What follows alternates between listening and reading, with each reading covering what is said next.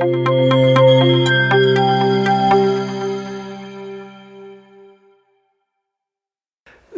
வீடியோவில் குறிப்பாக நம்ம பார்க்க போகிறது ஒரு ரொம்ப முக்கியமான கான்செப்டான adverb.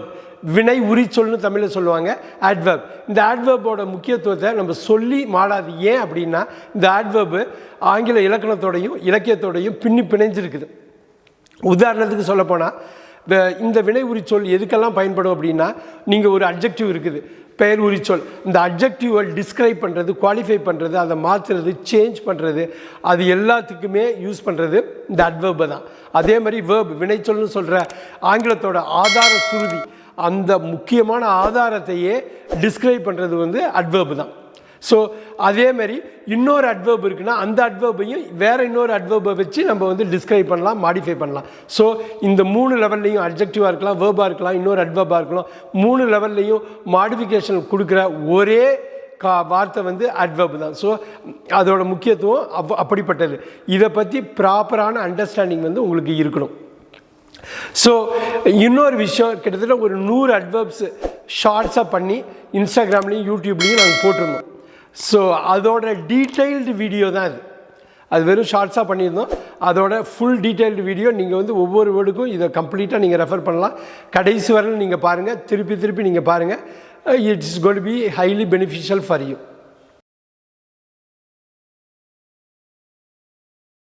நெக்ஸ்ட் நம்ம பார்க்க போகிற adverb வந்து ஆஃபன், OFTEN. இங்கே டி வந்து சைலண்ட்டுங்க, ஆஃப்டன்னு படிக்கக்கூடாது, ஆஃபன்னு தான் படிக்கணும். OFTEN often. ஆஃபன்னா அடிக்கடின்னு அர்த்தம். ஐ ஆஃபன் டேக் டீ, நான் அடிக்கடி தேநீர் குடிக்கிறேன். ஐ ஆஃபன் டேக் டீ, நான் அடிக்கடி தேநீர் குடிக்கிறேங்கிறது ஒரு நல்ல எக்ஸாம்பிள். இதேமாரி வி ஆஃபன் கோ தேர், நாங்கள் அங்கே அடிக்கடி போகிறோம். வி ஆஃபன் கோ தேர், நாங்கள் அடிக்கடி அங்கே போகிறோம். ஸோ ரொம்ப முக்கியமாக கேட்டுங்க, ஆஃபன் அப்படிங்கிறது அடிக்கடி. ஐ see her often, நான் அவளை அடிக்கடி பார்க்கிறேன். ஐ see her often, நான் அவளை அடிக்கடி பார்க்கிறேன். So do exercise as often as possible. Look at this. இந்த ஒரு பர்டிகுலர் சென்டென்ஸை கொஞ்சம் பெரிய சென்டென்ஸை பாருங்கள். do exercise as often as possible. உங்களால் எவ்வளவுக்கு எவ்வளவு அடிக்கடி எப்படி நீங்கள் வந்து உடற்பயிற்சி செய்ய முடியுமோ அந்த அளவுக்கு உடற்பயிற்சி செய்யுங்க. Do exercise as often as possible. Again ஆஃபன்கிறது ரொம்ப அடிக்கடி பயன்படுத்துகிற ஒரு வார்த்தை. இதோட மீனிங்கும் அடிக்கடி தான். நீங்கள் அடிக்கடி பயன்படுத்துகிற ஒரு adverb. எஸ், ஆஃபன், அடிக்கடி. நெக்ஸ்ட் நம்ம பார்க்க போகிற adverb வந்து எவர், EVER. எவர்னா எனி பாயிண்ட் ஆஃப் டைம், எந்த ஒரு நேரத்துலையும், எப்பையும் அப்படிங்கிறது தான் எவருங்கிறது. நெவருக்கு ஆப்போசிட்டு. ஸோ NEVER, நெவர்லேருந்து என்ன எடுத்துட்டோம்னா எவர் வரும். எப்போது வேணாலும், எந்த பாயிண்டில் வேணாலும். Have you ever been to United States அப்படின்னா அமெரிக்காவுக்கு நீங்கள் எப்போயாவது போயிருக்கீங்களா, ஏதாவது ஒரு டயத்தில் போயிருக்கீங்களா. Have you ever been to the United States, நீங்கள் எப்பொழுதாவது அமெரிக்கா சென்றிருக்கிறீர்களா, இப்படி ஒன்று சொல்லலாம். இன்னொரு உதாரணத்தை பார்க்கலாம். Nothing ever happens here. Nothing ever happens here. ஒருபோதும் எதுவுமே இங்கே நடக்கிறது இல்லை. Nothing ever happens here. So again ஒருபோதும் அப்படிங்கிறது தான் வந்து எவர். இந்த இன்னொரு எக்ஸாம்பிளாக நம்ம சொல்கிறது, don't you ever get tired. Don't you ever get tired. உங்களுக்கு என்றைக்குமே களைப்பு இருந்தது இல்லையா, என்றைக்குமே நீங்கள் ஓஞ்சு போகிறது இல்லையா, என்றைக்குமே உங்களுக்கு சோம்பல் வந்துடுறது இல்லையா. Have you not ever been tired. Don't you get tired. Don't you get ever tired. எவர்டுனா at any point in time, எப்போ வேணாலும், எப்போது வேணாலும், எந்த பாயிண்டில் வேணாலும். அடுத்து நம்ம பார்க்க போகிற வார்த்தை வந்து முக்கியமான வார்த்தை however. இந்த adverb வந்து எனினும், இருந்த போதிலும், இருப்பினும் அப்படிங்கிற ஒரு மீனிங் வர்றது. HOWEVER. முதல் வார்த்தை நம்ம EVER பார்த்தோம். இந்த EVERோட ஹவ்வை நம்ம வந்து ப்ரிஃபிக்ஸ் பண்ணுறோம். however அப்படிங்கிறப்ப அதுக்கு ஈக்குவலான ஒரு முக்கியத்துவம் வாய்ந்த வார்த்தை கிடைக்கிது. இந்த however எப்படி வருதுன்னு பார்க்கலாம். ஒரு கான்ட்ராஸ்டிங், முன்னுக்கு பின் முரணான ஸ்டேட்மெண்ட்டில் கனெக்ட் ஆகுது பாருங்கள். I was not feeling well, எனக்கு உடம்பு முடியாமல் இருந்தது. however I went to work, இருந்த போதிலும், அப்படி இருந்தாலும், அப்படி என்னால் உடம்புக்கு முடியலைன்னாலும் ஐ வென்ட் டு ஒர்க், நான் வந்து வேலைக்கு போனேன். அதாவது I was not feeling well, எனக்கு உடம்பு முடியல, however இருந்த போதிலும் ஐ வென்ட் டு ஒர்க், நான் வந்து வேலைக்கு போனேன். இன்னும் முக்கியமாக ஒரு ஸ்டேட்மெண்ட் பாருங்கள். ஹீ இஸ் ரிச், அவர் ரொம்ப பணக்காரரு. பட் அந்த பட்டுக்கு பதில் however வருது பாருங்கள். however he is not happy. அவர் எவ்வளோதான் ரிச்சாக இருந்தாலும் அவர் மனசில் சந்தோஷம் இல்லை. இது வாழ்க்கையோட முக்கியமான ஒரு கூறில் ஒன்று.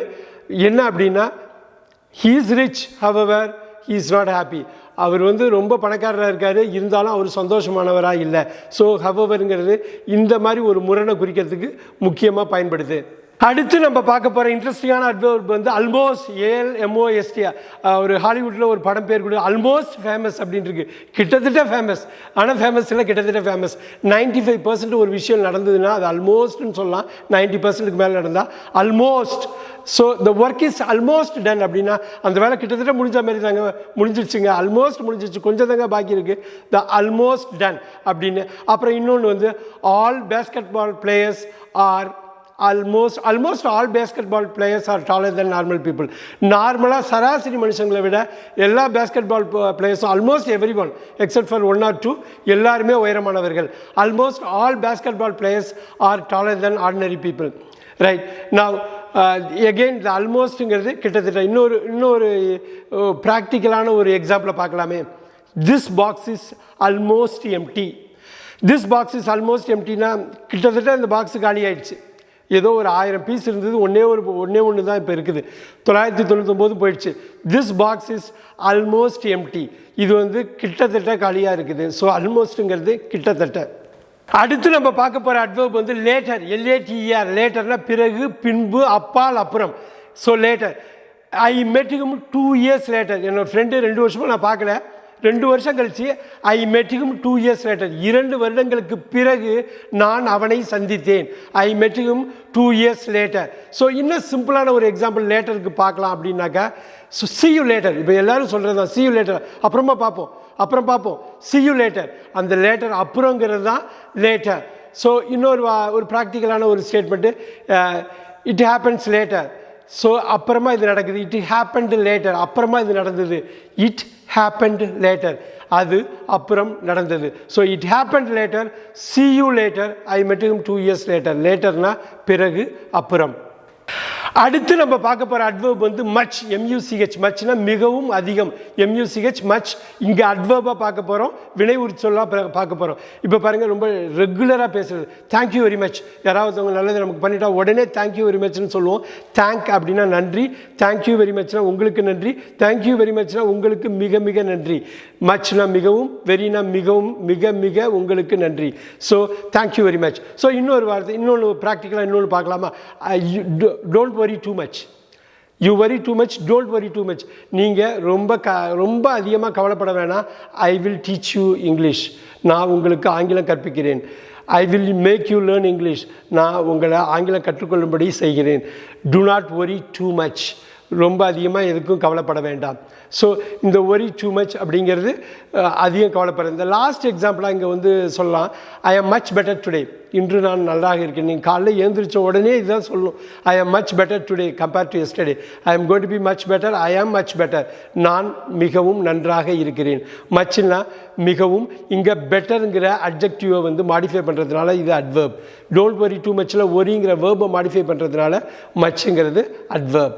ஸோ ஒரு அட்வர்ப்னாக்கா முன்னாடி சொன்ன மாதிரி வினை சொல்லையோ இல்லையோ பெயர் உரிச்சொல், ஒரு வினை சொல்லை வேர்பையோ அட்ஜெக்டிவோ மாடிஃபை பண்ணால் அது அட்வர்ப். அடுத்து நம்ம பார்க்க போகக்கூடிய முக்கியமான ஒரு அட்வர்ப் வந்து ஒன்ஸ், ONCE. ஒன்ஸ்னா ஒரு முறை, ஒரே வாட்டி, ஒரே ஒரு வாட்டி. So I clean my car once in a week. ஒவ்வொரு வாரத்துலையும் ஒரு முறை நான் வந்து என்னுடைய காரை க்ளீன் பண்ணுறேன், சுத்தம் செய்கிறேன். I clean my car once in a week. So I went sailing once. நான் ஒரு முறை படகில் சென்றேன். I went sailing once. நான் ஒரு முறை படகில் சென்றேன். இன்னும் கொஞ்சம் ப்ராக்டிக்கலாக இன்னொரு சென்டென்ஸ் பார்க்குறதுனா, I have been to New Delhi once. I have been to New Delhi once. New டெல்லிக்கு ஒரு முறை நான் சென்றிருக்கிறேன். ஸோ ஒரு முறைங்கிறது தான் இந்த அட்வர்போட அர்த்தம். எப்படி பண்ணியிருக்கோம்? ஐ ஹவ் பீன் ஒன்ஸ் அப்படின்னா நான் போயிருக்கிறேன், எத்தனை வாட்டி? ஒரு முறை போயிருக்கிறேன் அப்படிங்கிற அந்த வேர்பை மாடிஃபை பண்ணுறதுனால இந்த ஒன்ஸுங்கிறது ஒரு முக்கியமான அட்வர்பாக இருக்குது. அடுத்து நம்ம பார்க்க போகிற அட்வர்ப் வந்து லீஸ்ட், LEAST. லீஸ்ட்னா குறைந்தபட்சம், மிக குறைந்தபட்சம், ரொம்ப ரொம்ப குறைச்ச அப்படிங்கிறது தான் லீஸ்ட். இப்போ ஒன்று பார்க்கலாம். This is the least expensive car. இந்த கார் வந்து இருக்கிறதுலையே அதிகபட்சமாக இருக்கிற எல்லா கார்களை விடையும் ரொம்ப குறைச்ச அப்படின்னு சொல்லலாம். லீஸ்ட் எக்ஸ்பென்சிவ் காருக்கு வந்து இப்படி ஒரு மீனிங் வந்து ரொம்ப குறைந்தபட்ச விலை மதிப்பு உள்ள ஒரு கார் தான் லீஸ்ட் எக்ஸ்பென்சிவ் கார். அப்புறம் வந்து இன்னொரு example, this is the least I can do அப்படின்னா குறைஞ்சபட்சம் இவ்வளவு தான் நான் உங்களுக்கு பண்ண முடியும். This is the least I can do, குறைஞ்சபட்சம் இவ்வளவு தான் நான் வந்து உங்களுக்கு பண்ண முடியும். I can say the least அப்படின்னா குறைஞ்சபட்சம் இவ்வளவு தான் நான் பேச முடியும், இவ்வளவு தான் நான் செய்ய முடியும். லீஸ்ட்னா குறைந்தபட்சம், மிக குறைந்தபட்சம். So I can do the least அப்படிங்கிறப்ப இந்த டூ அப்படிங்கிற வேர்போட பண்பை மாற்றுறதுனால லீஸ்ட் பிகம்ஸ் அட்வர்ப். அதேமாரி லீஸ்ட் எக்ஸ்பென்சிவ் கார், எக்ஸ்பென்சிவ்ங்கிறது அட்ஜெக்டிவ், இந்த அட்ஜெக்டிவ் பண்பை குடிக்கிறதுனால லீஸ்ட் பிகம்ஸ் அட்வர்ப். எகெயின் அட்வர்ப்னா ஒரு அட்ஜெக்டிவோட பண்பை மாற்றலாம், இல்லை வேர்போட பண்பை மாற்றலாம், இல்லை இன்னொரு அட்வர்போட பண்பை மாற்றலாம். இங்கே வேர்போட பண்பையும் அட்ஜெக்டிவோட பண்பையும் மாற்றிருக்கிறதுனால இது ஒரு பெர்ஃபெக்டான அட்வர்பாக இங்கே இருக்குது.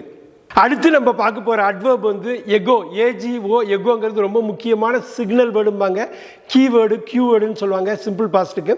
ஏன் அப்படின்னா சிம்பிள் பாஸ்ட் டென்ஸை குறிக்கிறப்பெல்லாம் இந்த எகோவை யூஸ் பண்ணுவாங்க, முன்னாள், முன்பு. இப்போ நடந்து முடிஞ்ச ஒரு விஷயத்தை பற்றி பேசுகிறது, இல்லை எப்போயோ ஒரு சமயத்தில் நடந்து முடிஞ்ச விஷயத்தை பற்றி பேசுகிறது எகோ. ஐ டுக் டீ 30 minutes ago. நான் தேநீர் 30 நிமிடங்களுக்கு முன் எடுத்தேன். நான் தேநீர் வந்து 30 நிமிடங்களுக்கு முன் நடந்து முடிஞ்சிருச்சு. ஐ டுக் டீ 30 minutes ago. அதே மாதிரி he came an hour ago. அவன் வந்தான், 1 மணி நேரத்துக்கு முன்னாடியே வந்துட்டாங்கிறத he came, அவன் வந்தான் an hour ago, 1 மணி நேரத்துக்கு முன்னாடியே அவன் வந்துட்டான். இன்னும் கொஞ்சம் பாஸ்டில் போய் பார்க்கணும்னா we made the booking 3 months ago. we made the booking 3 months ago. 3 மாதத்துக்கு முன்னாடி நாங்கள் முன்பதிவு செய்தோம். நாங்கள் 3 மாதத்துக்கு முன்னாடி முன்பதிவு செய்தோம். ஐ டுக் tea 30 minutes ago. he came an hour ago. we made the booking 3 months ago. we made the booking 3 months ago. எகோனா முன்னாள். அடுத்து நம்ம பார்க்க போகிற அட்வர்ப் வந்து டுகெதர். ஒரே வார்த்தைங்க, இது 2 வார்த்தை இல்லை, டூ கேதர் கிடையாது, டுகெதர். TOGATHER. டுகெதருங்கிறது ஒரே வார்த்தை. டுகெதர்னா ஒன்றா சேர்ந்து, ஒன்றாக சேர்ந்து. we work together in the past. நாங்கள் கடந்த காலத்தில் 2 பேரும் ஒரே கம்பெனியில் வேலை பார்த்தோம். we work together. நாங்கள் ஒன்றாக வேலை செய்தோம் in the past, கடந்த காலத்தில்.